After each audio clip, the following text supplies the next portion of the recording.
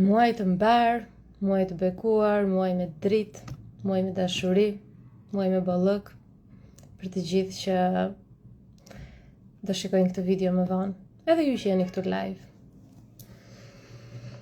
Si jeni? Si po kaloni?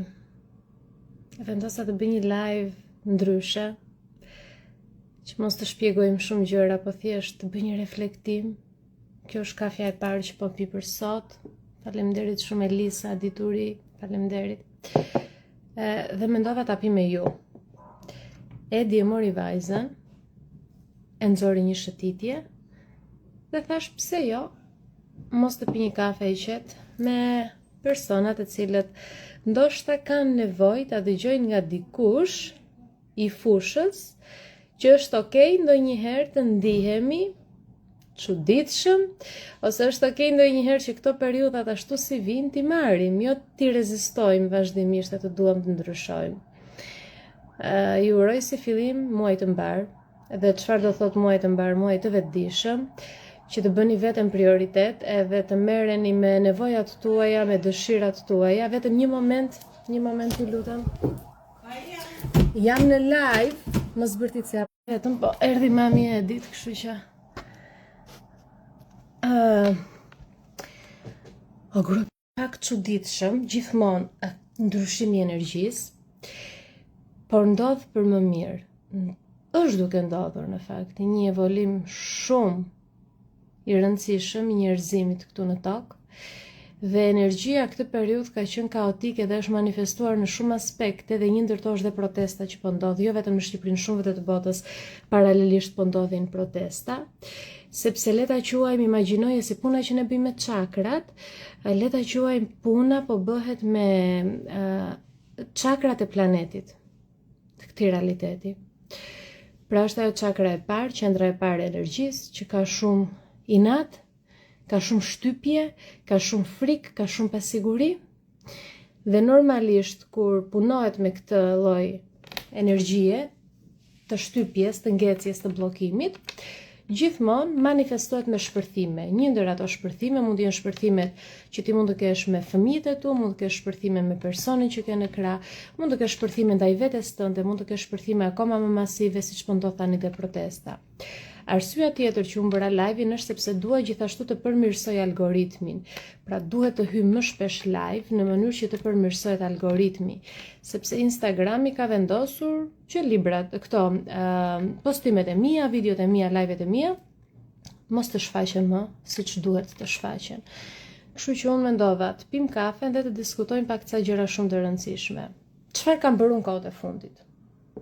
Qa kam ndier unë të bëj kohët e fundit? Në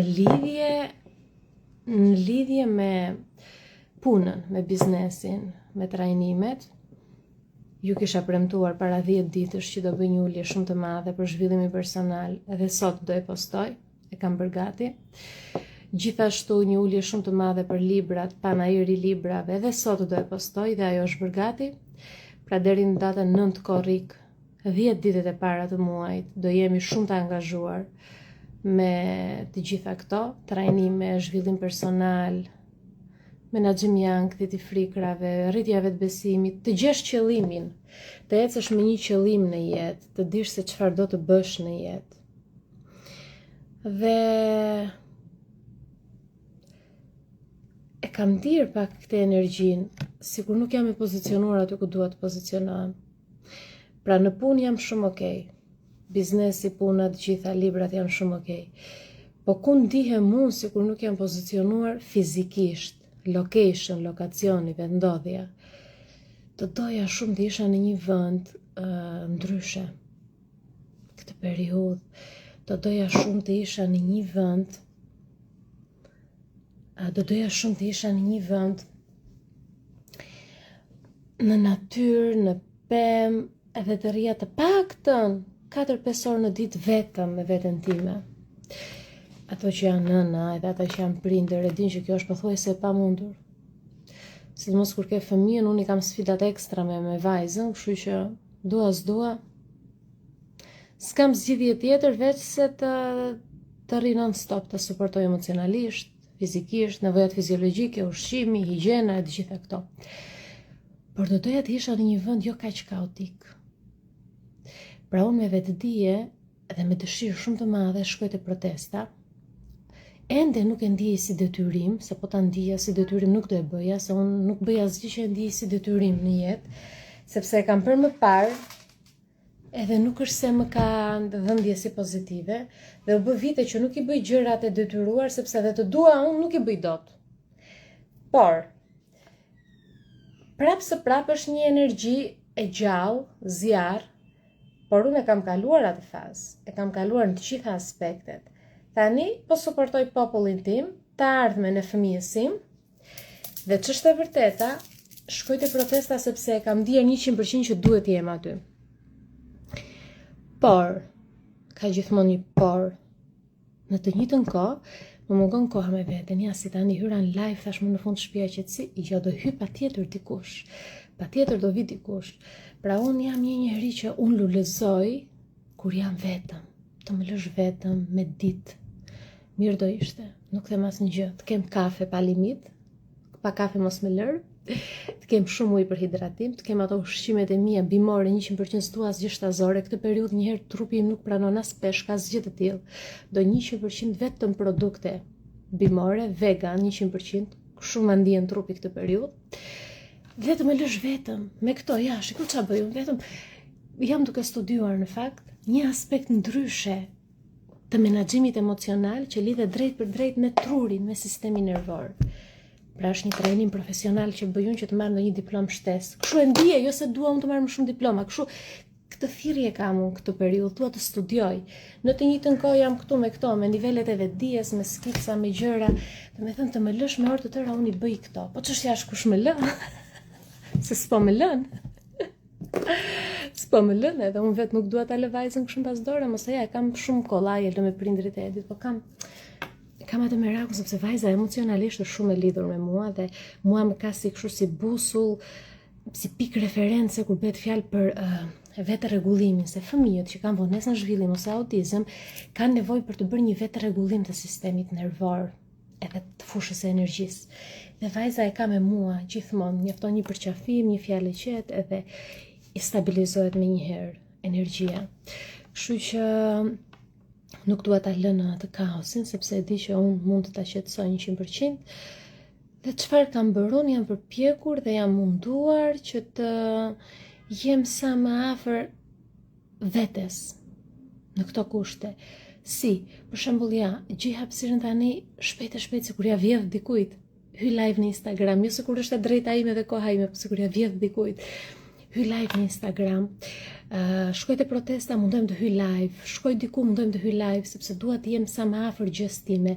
Dhe për ata që nuk e din, live-et e Instagramit për mua nuk janë thjesht dhe vetëm për të bërë atë pjesën e fitimit të biznesit, promovimit të biznesit. Është dhe ajo pjesë patjetër, sepse ky është biznesi im.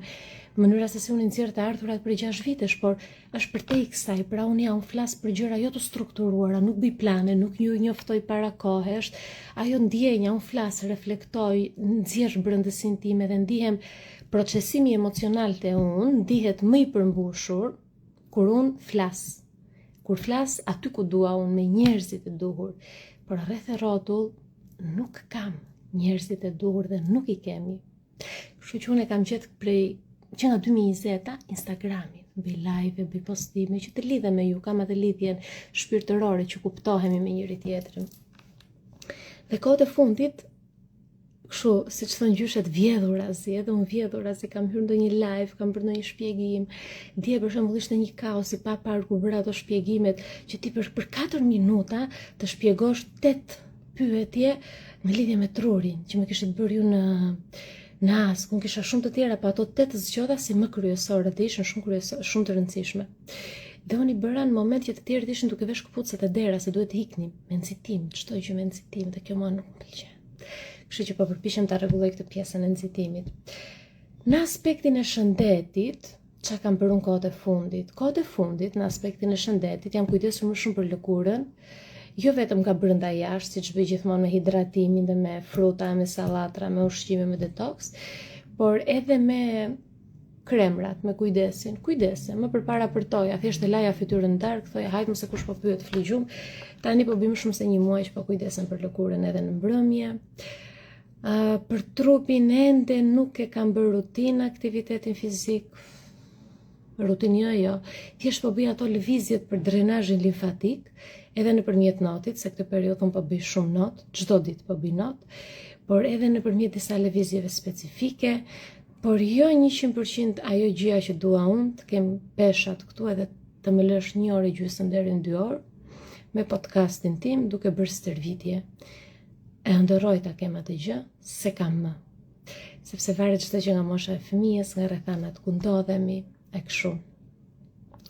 Arsyeja pse kam ardhur në Tiranë këtë ditë, sepse punoj më i qetë nga këtu.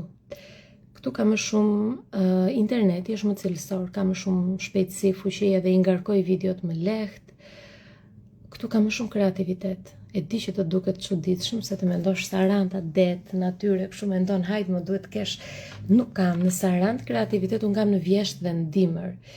Pra në vera aty është kaos. Fillojnë rregullojnë këto lokalet, por edhe bëhet shumë zhurmë nga turistët, nga njerëzit, nuk është ambienti im. Unë e dua plazhin, po e dua me pak njerëz. Nuk jam tip që nuk funksionoj mirë në kaos. Më përpara e bëja, sidomos në fillimet, në vitet e para, kur unë kisha filluar të njihesha me këtë aspekt të vetes dhe ta ndërtoja disi atë rrugën time. Më pëlqente kaosi, operoja në kaos, nuk më ndjente të kudo që isha, domethënë edhe në pub të mësoja unë shkruaja librin, vazhdoja shkruaja, isha shumë. Tani, vitet e fundit ishte goxha grusht i fortë ai që ndodhi me vajzën, edhe shikoj që truri im nuk përballon dot më kaq shumë mbi ngarkesë të madhe, edhe mbi stimulim të jashtëm, kështu që unë operoj më mirë në një ambient të qetë. Këtu kam mundësinë që vajza rri me Edin, me gjyshrit, dhe unë vi këtu në dhomë, siç po bëj tani live-in për shembull, edhe vi këtu në dhomë dhe rrjedh ai kreativiteti, ulem studioj, ndërsa në Sarandë është zhurmë, është rrëmuj, ne kemi dhe shtëpinë aty para detit, e keni parë në videot që e shpërndaj, edhe aty poshtë kemi një beach bar që janë non-stop 24 orë me muzikë, kështu që unë kam ardhur në Tiranë, kryesorja, kam ardhur për të suportuar dëshirën e Edit për të qenë në protest dhe për të suportuar me raste dëshirën time, sepse unë asnjëherë nuk i kam dëshirat 100% jam. Nuk jam ekstreme në jetë, me këto ekstremitetet nuk kam heq dorë, për shembull, ti jem 100% holistike, ti jem 100% mentoria perfekte, ti jem 100% e zjarrt për protestë, nuk jam 100%. Unë jam 100% jam vetëm e vërtet, duhet jem e vërtet 100% dhe kështu e ndjej. Pra nuk është se kur ishte protesta nuk thoja me si po pres të shkoj të bëj, suportoja në rrjetet sociale, i kam vënë dispozicion prej 1 muaj, prej 32 ditësh në dispozicion rrjetet e mia sociale, por Edi ishte komplet kështu i zjarrt, dua të ikim me patjetër, s'më mban vendi, nuk funksiononte për asnjë gjë, as punë, as gjë, vetëm me telefonin dorë shikonte protestën, thash më mirë të ikim, edhe në pas ditë shkojmë në protestë. Edhe unë jam pranë njerëzve aty, edhe normalisht ndikon energjia ndryshe kur je afër. Edhe unë kam mundësi të punoj, të jem i qetë. Plus që interneti në Sarandë është cop. Nuk e di, Saranda më është mërzitur shumë. Me thënë është mërzitur, se kam qenë ndonjëherë e dashuruar me Sarandën si qytet, thjesht jam nga Saranda, kam lindur aty, 18 vjeç kam ikur me studime në Tiranë, edhe ndjej më shumë Tiranën si shtëpi se Sarandën. Unë si jona kështu e ndjej, nga që ndoshta këtu në Tiranë jam ndier 100% e lirë në fillim për herë të parë fare.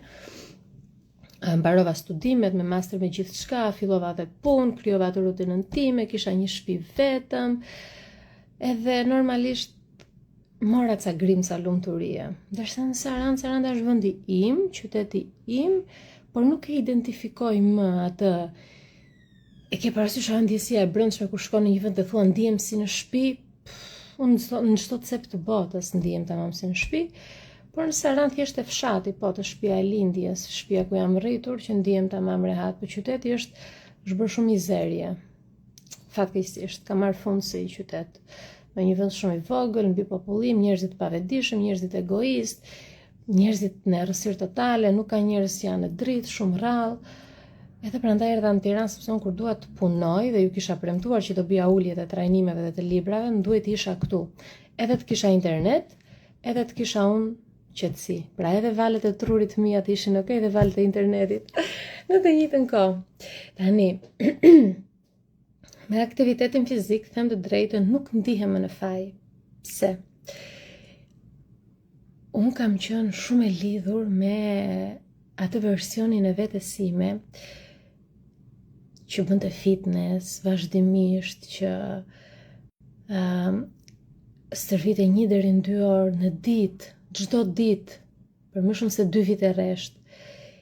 Dhe aty e kuptova që ishin rrethanat që ma lejonin këtë gjë, sepse kisha një fëmijë që nuk e di sa ishte 1 vjeç e gjysmë, flinte 2-3 orë në drek, kishte orarin e gjumit të drekës, edhe normalisht kisha mundësi ta bëja këtë gjë, bashkëshorti punonte, të gjitha shpenzimet i mbulonte ai, sa kisha vajt në Vjenë, sa kisha dal nga ajo gjendja e ankthit, kisha mbijetuar ankthit, mendimeve negative kështu me radhë.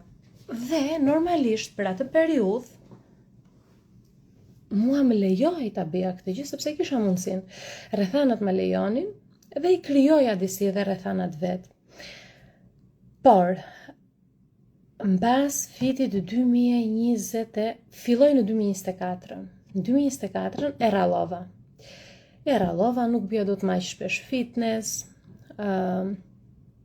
po bënim shumë terapi për vajzën, filluan këto shqetësimet e para në marrëdhënien me Edin. Edi po më thoshte ti po punon shumë, po unë u lodha, nuk rri dot më me vajzën, e drejta atij. Dhe kur Edi fillon dhe më ushtronte këtë presionin, që ishte dhe presioni drejt për drejt, po dhe pasiv ndonjëherë që rrinte në heshtje kështu, unë e kuptova që diçka duhej të bëja dhe rallova dhe punën, rallova dhe fitnessin, dhe kuptova që më shumë unë po i ralloja këto, po lija vetëm pas dore, po problemi aty ishte. Po aty ishte, autizmi aty ishte. Sfidat aty ishin, debatet me bashkëshortin aty ishin. Dhe kuptova që më kishte rënë barra mua, sepse barra më e madhe i bie atij në familje që ka vetdijen më të lartë. Dhe kur them vetdijen më të lartë, atij që ka bërë punën me veten. Sepse ai që ka bërë punën me veten arrit të shikojë dhe ngecjet e tjetrit, dhe ngecjet e vetes.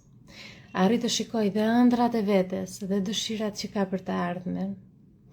Por jo gjithmonë t'i jepet mundësia që ti të mendosh për ëndrat e tua kur bëhet fjalë për fëmijën. Dhe fitnessi u rallua dhe kaloi në plan të dytë, në plan të tretë dhe u zhduk fare nga plani. U zhduk nga mungesa e forcës, mungesa e dëshirës, mungesa e energjisë. Nga prioritetet, ndryshoi lista e prioriteteve. Por në 2025-ën, do të thënë e rallova në 2024-ën, gjithë vjeshta dhe dimri i 2024-s nuk bëra fare një 6 muaj, dhe u riktheva në mars 2025, fillova palestrën. Fillova stërvitjen prap, nuk më jep të matë ndjesi që më kishte dhënë. Shiko, që kam kuptuar unë. Ne nuk mund të krahasojmë veten tonë në një epokë që nuk ekziston më pra. Ne kemi funksionuar në një mënyrë të caktuar, në një periudhë, në një epokë që tani nuk funksionon më. Edhe normalisht, unë çfarë bëja? Unë e krahasoja veten vazhdimisht, do të thoya, po si ka mundësi unë bëja fitness më orë të tëra, tani s'kam fuqi, s'kam dëshirë, s'kam energji. Dhe e kuptova që po është normale kjo dhe është e vërtet.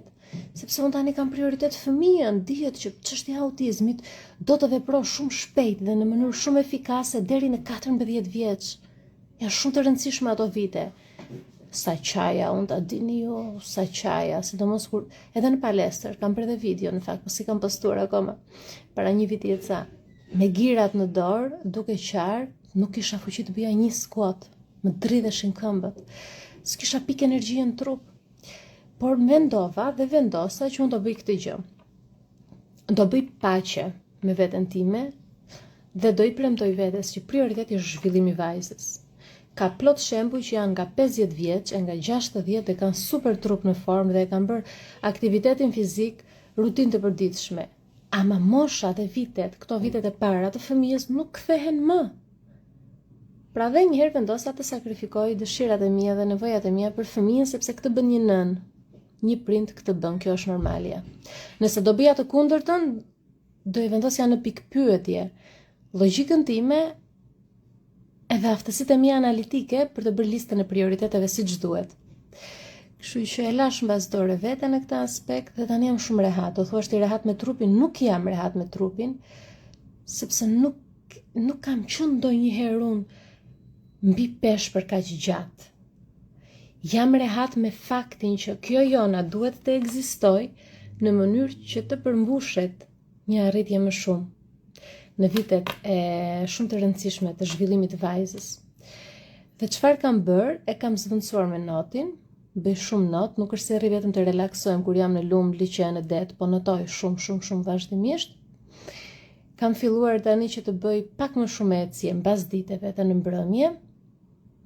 Pra kam rënë dakord me veten që jona është okay ta mbaj 1 apo 2 orë gjyshrit vajzën, edhe ti të bësh pak ecje, të kujdesesh pak për veten. Fitnessi më mungon sa të duash, por jo me nxitim, nuk e bëj dot më me nxitim, nuk e përballoj dot më siç bëja që thoja kam 1 orë gjysmë kohë, gjysmë ore më merr rruga sa të shkoj në palestër të kthehem, 1 orë mundesha të programoja, sidomos ditët kur kisha këmbët që ju e dini kush është stërvitur me mua më përpara në klasat e mia të fitnessit, shumë e vështirë që në 60 minuta të programosh nxemjen, ushtrimet bazë edhe stretching në fund. Domethënë është pothuajse pamundur dhe i bija me kaq nxitim sa më shumë më kthej në stres. Dhe për një moment mbaj mend një ditë kur shkonim te palestra aty në Sarand, jam kthyer edit me një shpërthim sepse ky se çapo më fliste, ca gjëra qiqëra në hell, ishte komplet në dimensionin e tij se meshkujt ndonjëherë nuk e kuptojnë agjitimin që kemi ne, nuk e kuptojnë, nuk e kanë aftësinë. Duhet ja thuash me fjalë, unë jam e agjituar, unë jam e nuk e kuptojnë, nuk ka pradari. Kisha unë durim t'ja shpjegoja me fjalë dhe ky se ç'a thoshte diçka tjetër, i kam shpërthyer aq keq dhe thash stop. I thash nëse do shko ti në palestër, unë nuk vi më. Nuk vi më sepse më shumë jep stres.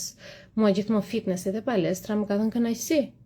Mi ishte kthyer në stres dhe e lash dhe fillova të bëja stërvitje në shtëpi.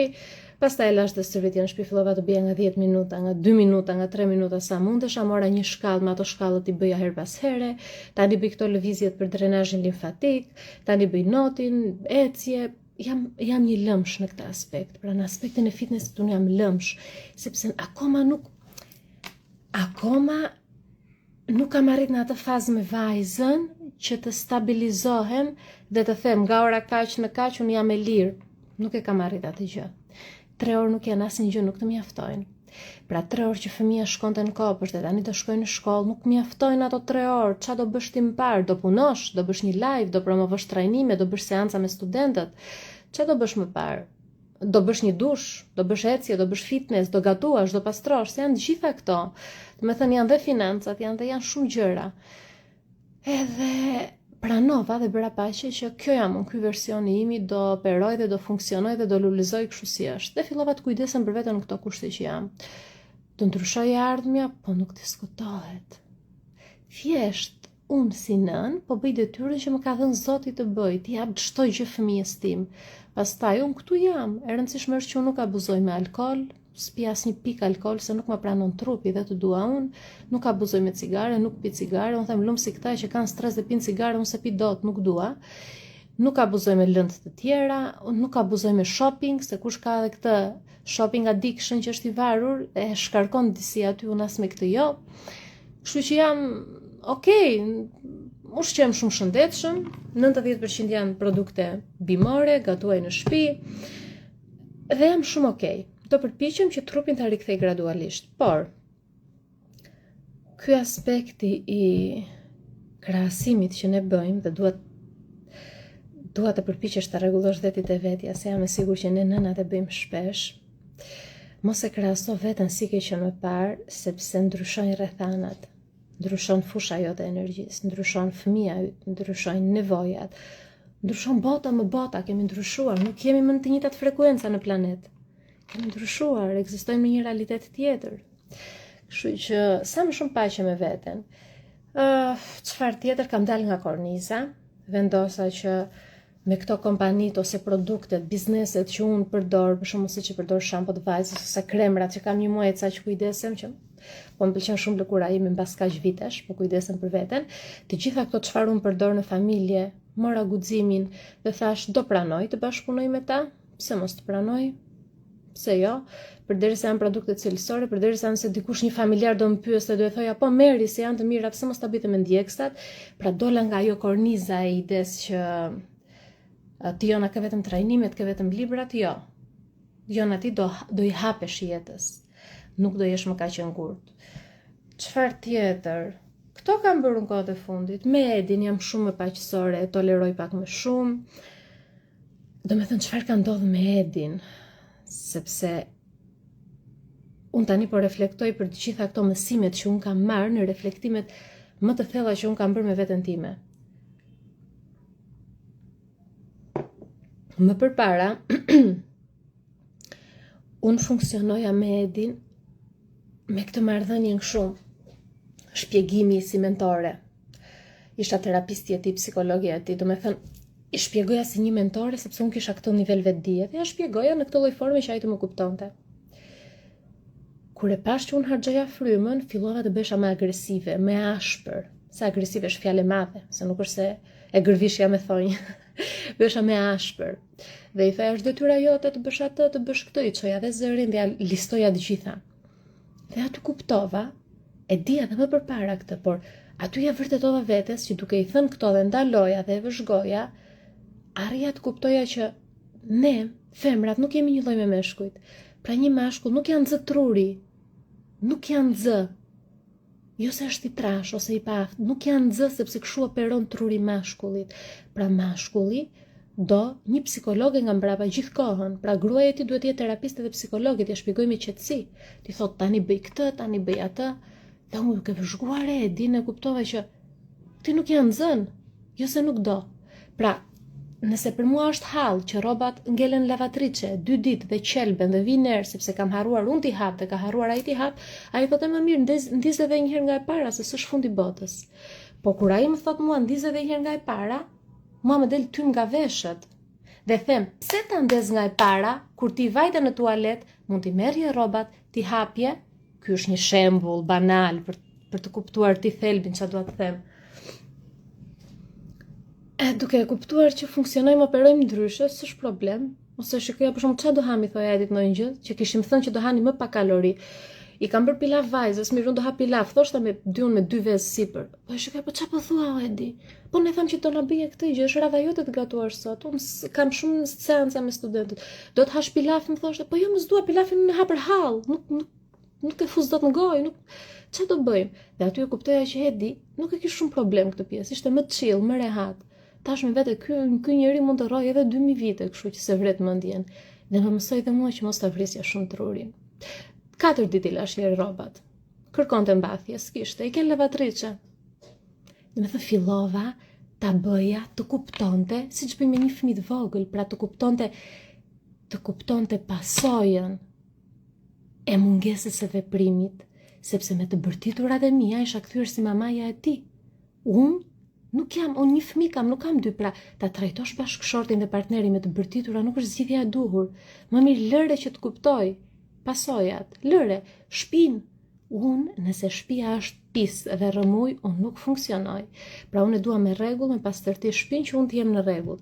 Unë e kisha lënë shpinë kapërceja lodrat e vajzës, copat e ushqimit aty në sallon, të bëja sikur nuk shikoja. S'ka gjë thoja, nuk.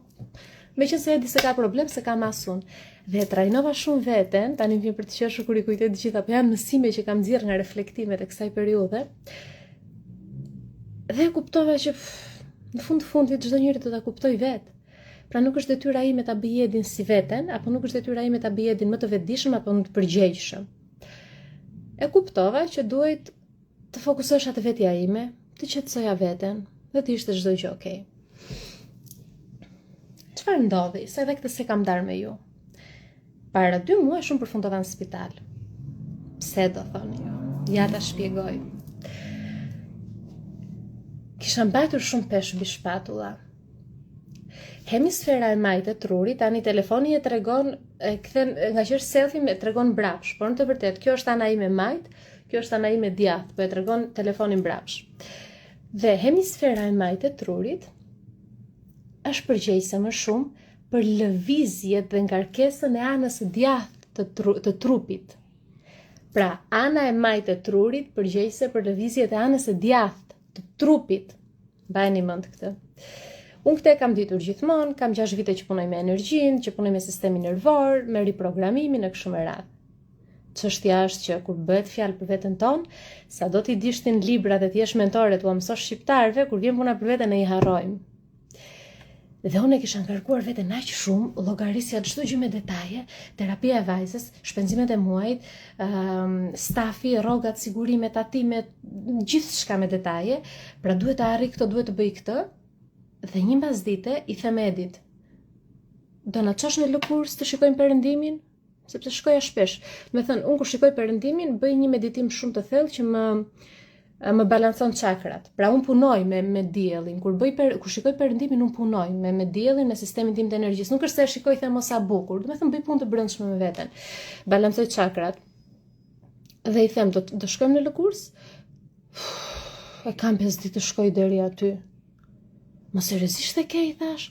Po çka ke bërti për mua? Dhe fillova me këto, isha dhe para ciklit. Çka ke bërti për mua? Po jo andej, po jo këtej. Dhe ishte e drejtë ajo ndërhyrje nga ana ime. Dhe po i thoja që ti je i dashurim, burrim, ti normalisht duhet të paktën një herë në muaj të organizosh një date. Po ne i dim si janë meshkujt shqiptar që as shkon mendja të bëjnë date me gratë, takime me gratë. Domethënë, ham atë copën e bukës edhe po mua kjo gjë më bezdis. Dhe po i thoya, po ti s'ke bërë këtë gjë, të paktën mund të kërkoj të shikojmë perëndimin, që është 2 minuta larg me makinë, të shkojmë në lëkurë, ta shikojmë. Dhe në atë moment, duke i folur me sa zë kisha në kokë, më ka dhënë një dhimbje, një therje komplet nga maja e kokës, te syri, këtu më rrësua çdo gjë nuk shikoja, komplet te faqja dhe ngeli këtë dhe mbas koke. Unë thash vdisha, vajza që në makinë, thash ka që ishte. Thash po, të vdes thash po ta kisha mbyt një herë këtë, se isha dhe akoma me inat me Edin. I thash vetëm kaq, më çon në spital. Edi vazhdoi akoma. O jo, pi një paracetamol se më ço tani në spital. Dhe po Edi, për shembull, me Edin ti mund të vdesësh, të bëjnë të 40, atë atëherë kujtohet se nuk e ka këtë refleksin për shembull që të thotë çka ke ose ke një dhimbje ose nuk të vëzhgon. Pret ja thuash ti me fjalë që shiko po mbie damllaja, më ra tani, më ra. Nuk e ka këtë gjën vetë, domethënë refleksin siç e kam. Unë mund të vëzhgoj njerëzit. Diçka nuk shkon te je mirë, që ti mund të jesh shumë mirë, vi të vëzhgoj të pyes sepse jam tip që vëzhgoj shumë. Edi nuk e ka, dhe unë mora direkt kunatën në telefon, që është farmaciste dhe njeh mjekët e kështu. I thash dëgjoj, më dha një therje shumë të madhe, kështu po ikit e urgjenca. Ajo mori mjeku më priti aty, shkova, se kisha hall, thash do mbier damllaja në makinë, ky do thot, unë ndoshta po mediton, se unë çfarë mund të mendonte, nuk e di. Kisha dhe hallin e Edit. Edhe i thash më ço direkt, më la te urgjenca. I thash ço vajzën në shtëpi. Se nuk doja që vajzat vinte në ato lloj ambiente, se do shkoj me këmbët e mia, i thash do shkoj vet. Ky më vjen nga mbrapa me vajzën. Mi hipi gjakun në kokë, i thash po ti e bën me qëllim, ti do të më vdesësh, unë shqyr s'po vdes akoma, ti do të më vdesësh. Ore merre vajzën dhe çoje në shtëpi, më kupton ti apo jo? Kishte edhe njerëz kthyen kokën me pan, po iku pastaj se Edi kishte merak që të mblinte vetëm gjasme. Unë shumë hipte tensioni kur e shikoja. Unë e shikoja më fillonte dhimbja. Iku pastaj me vajzën e çoj në shtëpi, ndërkohë po vinte vllai aty te urgjenca, takova mjekun e kështu. I thash doktor, tani më thuaj, do vdes apo jo? Më vite edhe për të qeshur me pyetjet që i bëja. E njihja të doktorin edhe më tha, po si të dha, si e ndjeve dhimbjen andej këtej në rregull, po merr ca vitamina, ke qenë që e stresuar? Jo, më të çnej. Thash, unë kam një fëmijë me autizëm, kështu që llogaritë vetë, thash sa stres kam. E nisi, më thash shko bëj një grafi, e bëra grafin toli okay, shko në një neurologe, shkova në neurologe, më than pastaj shko bëj një rezonancë. Qyqja, thash. Unë rezonancë të përfundoj në këtë nivel. Unë jam njeriu më i shëndetur, unë nuk sëmurem, unë rrallë, mua nuk më ndryshon temperatura e trupit. Unë kalova Covidin dhe s'kisha temperaturë, unë jam njeri që nuk sëmurem. Kam shumë energji të lartë, nuk sëmurem kur. E kuptova që Jona ke mbajt më shumë peshk këtu në anën e majt, ke aktivizuar energjinë maskullore në maksimum, ke harruar të jesh femër, ke harruar të kujdesesh për veten, ke harruar të shijosh jetën, ke harruar të falesh vetes dashuri. Nëse, këto do ta them unë se është shumë e gjatë dhe shumë e bukur kjo historia. Tani, sado që ti e di që je njeri i fortë, nuk vdes, nuk të gjen asnjë gjë, kur ke fëmijën për të rritur, thua ta lë rrugëve, kështu që thua do bëj çdo gjë që thot mjeku vetëm që unë të jem e sigurt. Por brenda vetes më vinte për të qeshur. Se unë e di shumë mirë që ne kemi aftësinë që ta balancojmë gjithë energjinë në trupin tonë dhe të shërojmë kancerin e shumë gjëra të tjera. Truri po më thoshte ti mund të kesh këto, mund të kesh atë, heco pirdhu, i thoja trurit, mirë e di këtej, më lërë dhe ti, kisha dhe hallin e trurit që më fliste, kisha dhe hallin e vajzës këtej. Ikim në Tiranë, mora një spital privat në telefon. I them përshëndetje, kështu, dua një rezonancë. Nuk e pyeta sa kushton, se normalisht do e bëja, hajt më kush po pyet. Mbyll telefon, po sa kushtonte, më thotë Edi. Mos seriozisht e ke ti, thash. Po ti do të më vdesësh me zor, pa më lër o burri dhe o ti jetoj me lër. Ç'është kjo punë, sa kushtonte? Unë kisha hall thjesht ta bëja, disha, okay, sa kushtonte, po për të ditur thoshte, nejse. Erdhëm në Tiranë. Shkoj aty unë dhe më thon, të nesërme në mëngjes, në orën 9 kisha lë, më thon, do ta bësh me ç'a quhet ajo? Si quhet ajo me që bëhet me kontrast, s'po më vjen fjala. Që kur vajta ndjeva ajri kishte ngrirë. Unë arrita lexoj një ambient, energjinë e një ambienti. Kishte ngrirë ajri dhe isha fut në një realitet që nuk duhej të isha aty. Okej, duhej me kontrast, më thot mjekja, se fola me mjekjen atë mëngjes, më tha duhet me kontrast. Për të parë, thash, ç'a do shikoj kjo? Po reflektoj me veten në ato momente. E para punës rezonanca është futesh në atë lloj tubi, nuk e di ku futesh. E dyta punës kontrasti ishte, unë duke menduar gjitha këto, më vjen një infermier para me një kështu tabaka plot me çaj ishe me vigona e budolli që i them për mua i ke ti ato? Po tha, hiki thash unë s'm prek me dorë, po i fola shumë ashpër se më kapi një panik. Ç'a janë këto i thash? Ik mos e zbëj unë nga këto jam e shëndetshme, ç'a do më vini vigona me zor? Po jo tha, s'ti vë me zor, po e ke këtu tha. Jo i thash, ik se bëj. Dola te recepcioni. Edhe i them asaj vajzës nuk dua ta bëj. E di që mundoj të justifikoj. Po, dola jashtë mora në telefon kunatën, atë që e kam farmaciste që njihte mjekun që më dha atë rekomandimin për rezonancë, edhe i them, unë nuk e bëj, dhe më kapi një qarë. Po sa kam qarë nuk e keni iden. Jo të qarë. Kështu do me thëmë, po qarë me të madhe, si kur qa më kishtë ndodhur. I thashu, nuk e bëj, dhe pik. Po hik më thaja, mos e bëj, punë e madhe, qa e vret mëndje, tha, po ti s'ke asë një gjë, thjesht sa për merak, mos e bëj. Në ato momente ndalova i pash një heredi në sy dhe i thash, ky është momenti që unë marr kthesën. Që unë i thash të përfundoj në këtë gjendje i thash. Të futem të bëj me zor rezonanca e vigona e budalliqe kur jam njeriu më i shëndetshëm që ekziston në planet, harroje. Dhe aty e kuptova që kur ti nuk ke fuqi mendore, të gjithë përfitojnë nga ty edhe ti e fut veten në një valle që s'ke pse, mund t'ja kursesh vetes. Tani vjen për të qeshur, po sa kam qenë atë ditë hika, pastaj dhe ç'a bëra do thoni ju, un kam vite që e pi kafen helm, pa sheqer, ose e pi kafen me mjalt kur dua të jetë pak i ëmbël. Jam ul te kafi aty afër spitalit, i kam të më sill një kafe, kam marrë gjithë sheqerin. Mora gjithë sheqerin e thash, po kam për të vdekur, thash, takën ta pi dhe një kafe me sheqer. E mbusha me sheqer e përzjella e piva. E më kapi një qeshur, pastaj ka që ishte, ta shkaloj dhe kjo. Do me thënë, gjithë çka në muajt e fundit ka qenë një teatr, një komedi dhe dram bashkë në jetën time. Për të paktën unë gjithmonë bëj këtë, kaloj atë komedinë dhe dramën dhe rikthehem me reflektime këtu me ju kështu reale siç janë, po me triumf, me fitore, sepse kjo është çështja të nxjerrim ato mësimet. Kështu që prandaj dhe i rrallova trajnimet. Prandaj dhe anullova grupet e qershorit, sepse e pash që e kisha ngarkuar veten jashtëzakonisht shumë. Kisha bërë prioritet nevojat jo vetëm të fëmijës tim, që po se për atë më ka bërë Zoti nën, që ta mbaj këtu fëmijën në gjithë shka, t'ja plotësoj të gjitha nevojat, por kisha bërë prioritet dhe nevojat e studentëve.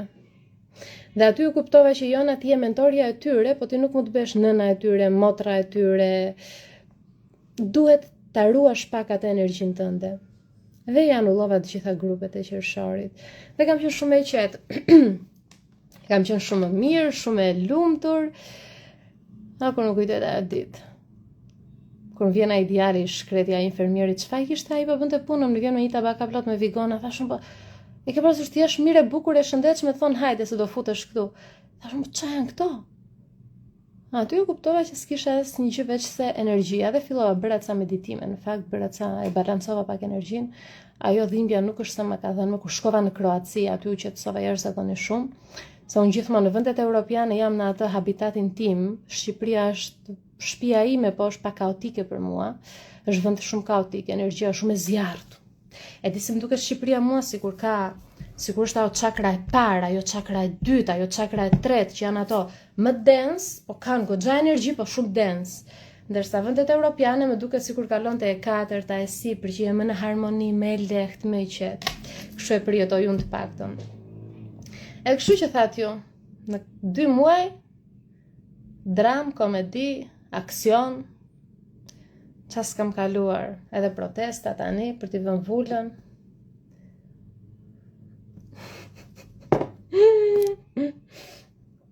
Ja po i hapa komendet se ndoshta doni dhe ju të ndani këto ndjesit tuaja, çka keni kaluar dhe ju këto kohë. Kështu që thash të bëja këtë live-in të lidhemi pak bashkë. Pak më vonë do postoj ato që ju premtova, edhe e di pse them grupimet, sepse janë 3 nivelet e zhvillimit personal dhe 6 seminaret ato që do ofroj. Ata që i kanë marrë, mund të shikojnë, të shijojnë, ata që si kanë marrë do kenë mundësi të marrin tani. Edhe librat, paniri librave, do i postoj pak më vonë që të keni mundësin t'i shikoni edhe t'i merrni. Kjo është jeta. Nadia thotë sa mirë që jetë, falenderoj. Jam një lëmsh i vërtet, Nadia, po jeta reale, kjo është. Shikoj, jetën do ta marrim ashtu si të na vi, si vjen. Do përpiqemi. Je fantastike, më shkripe, thotë Belko Nadriaj.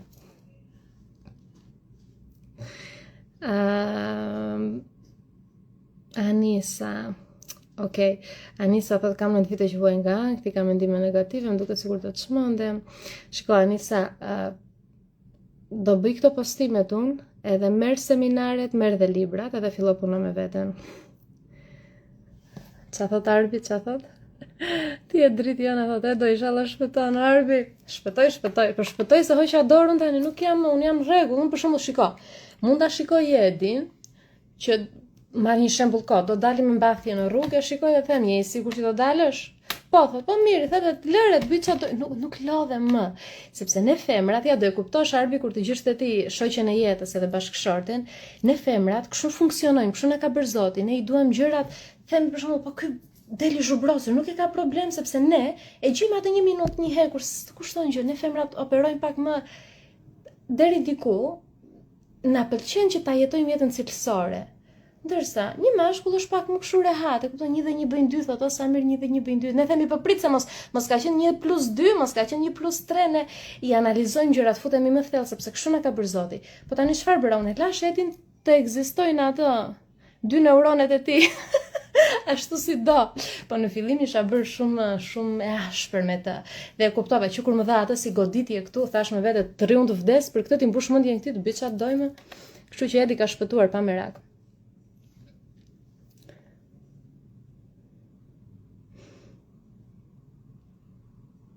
Silvia thotë, Jona, është e vërtet, duhet i lëshojmë gjërat, mos i kontrollojmë. Shumë e vërtet kjo lëshimi, po është gjëja më e vështirë kur bëhet fjalë për fëmijën, më beso.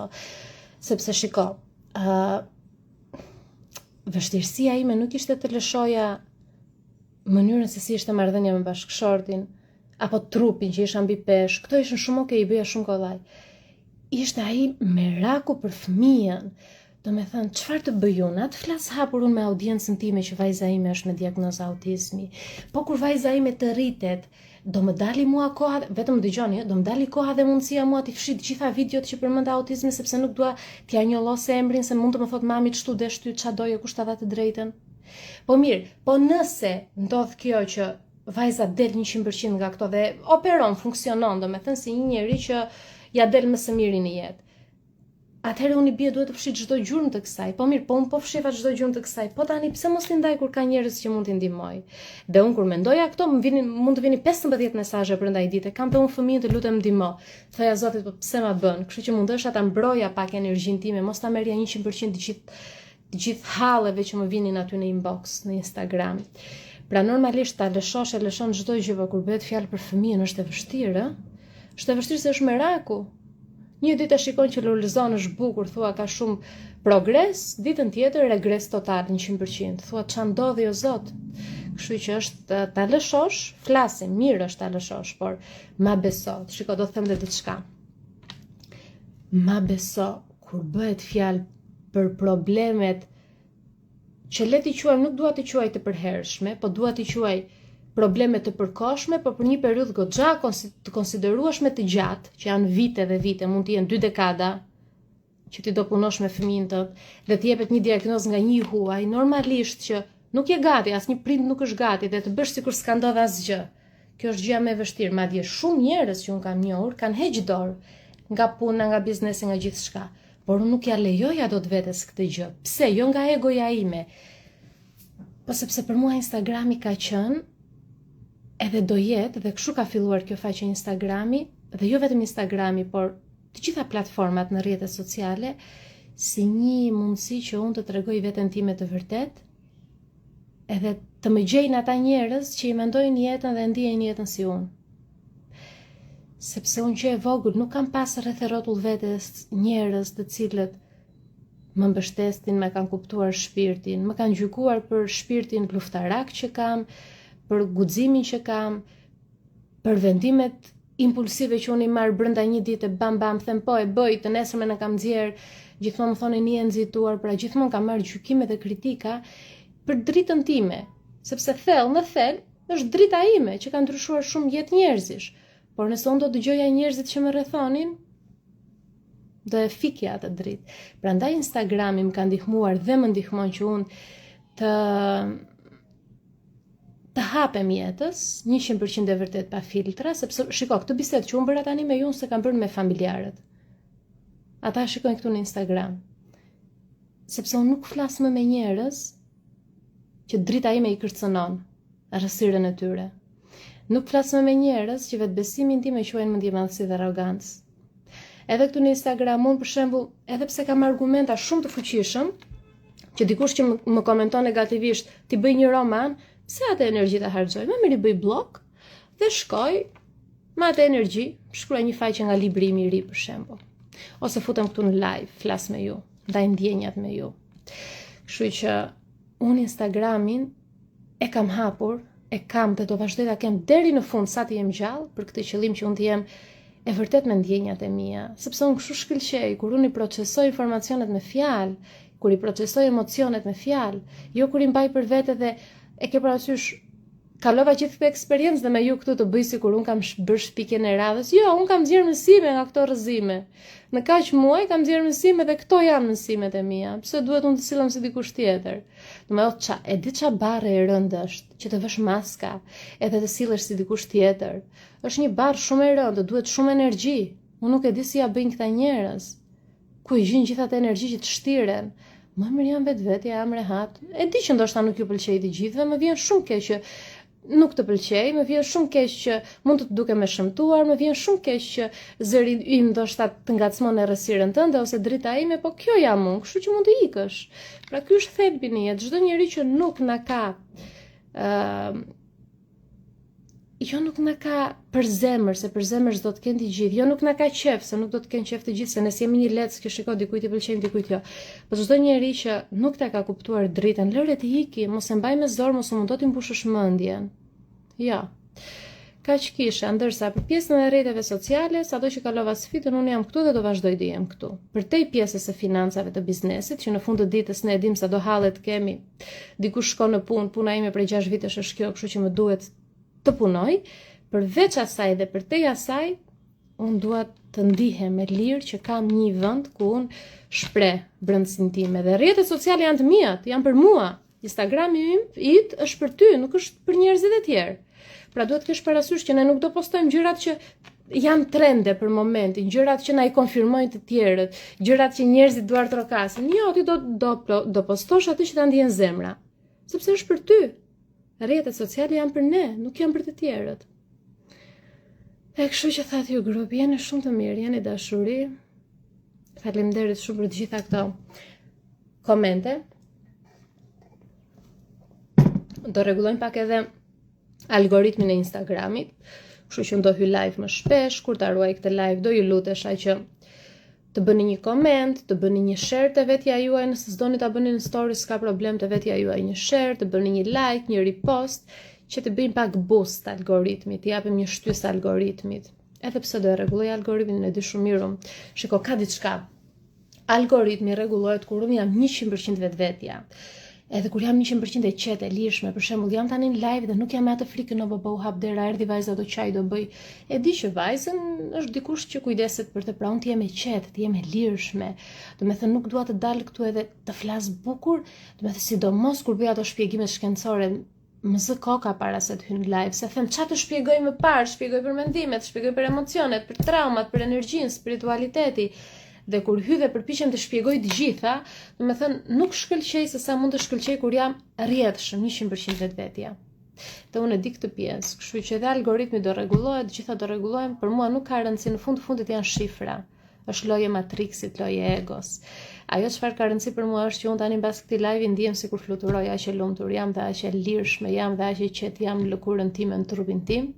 Ju dua shumë dhe faleminderit që më dëgjuat dhe që ishit këtu dhe që jeni këtu prej 6 vitesh. Për mua kjo do të thotë shumë dhe jam shumë mirënjohëse. Unë e mbajta fjalën që ju premtova 70% ulje për zhvillimin personal, trajnime dhe seminare, është herë e parë që ofroj 70% ulje. Kështu që do i postoj sot dhe panajiri librave, dhe çfarë do bëjmë gjatë panajirit, do mundsojmë edhe këtë gjë që paketat me ulje të librave t'i dërgojmë edhe jashtë shtetit vetëm për 10 ditë. Vetëm për këto 10 ditë do i dërgojmë në çdo vend i botës, kështu që do jemi në shërbimin dhe dispozicionin tuaj 10 ditë full në maksimum në të gjitha aspektet. Pastaj pas datës 10 do rikthehem të pushoj sa të mundem. Faleminderit ju për gjithë dashurinë që më jepni edhe një muaj të bekuar. Ju uroj. Tani erdhi vajza, unë do shkoj të merrem pak me vajzën. Nuk e di ku do shkojmë sot, se është edhe dita që është pak e vrenjtur. Edhe nuk e di ku të shkojmë diku në natyrë. Këtë ka Shqipëria që, për shembull, kur ishim në Vjenë ose kur ishim në Spanjë ose në Angli, ke një park afër, në çdo lagje ke një park, ndërsa këtu e vetmja mundësi që ke është të ikësh nga liçeni, të bredhësh nga liçeni. Kështu që do doja pak natyrë, por do e shikojmë ku mund të shkojmë. Ju përqafoj. Edhe diçka. Qëndroni vetja juaj e vërtet. Kur kaloni sfida, mos ju fshihni pas sfidave. Kur kaloni vështirësi, mos u fshihni pas vështirësive. Kur keni lumturi, gjithçka thuajeni me zë të lartë, gjithçka tuajën. Sepse jemi rritur me këto rezervat ne, që mbaj rezervë, mos atë, mos këtë, të rëndon shumë ajo mendërisht, emocionalisht, ajo mos, të duhet të planifikosh, ç'a të them, ç'a të bëj, lirshëm. Vetja jote e vërtet. Lirshëm, mos e ngarko veten se jeta është mjaftueshëm me ngarkesë. Sa më shumë lirshëm në këtë jetë. Ju përqafoj. Kalofshi sa më mirë. Edhe dëgjojmë në vazhdim, do shihemi sot prap live-ës, do jem prap në marshim sot. Sot do jem prap te marshimi, do hyj live, ata që duan ta ndjekin dhe të jenë aty në protest, por do bëj ato 2 postimet që kam për panajirin dhe për trajnimet dhe ju dua shumë. Faleminderit që jeni këtu. Dhe share te vetja juaj të paktën, jo në story, po bëjeni share te vetja, ti bëjmë një far boosti kësaj video. Kalofshi mirë.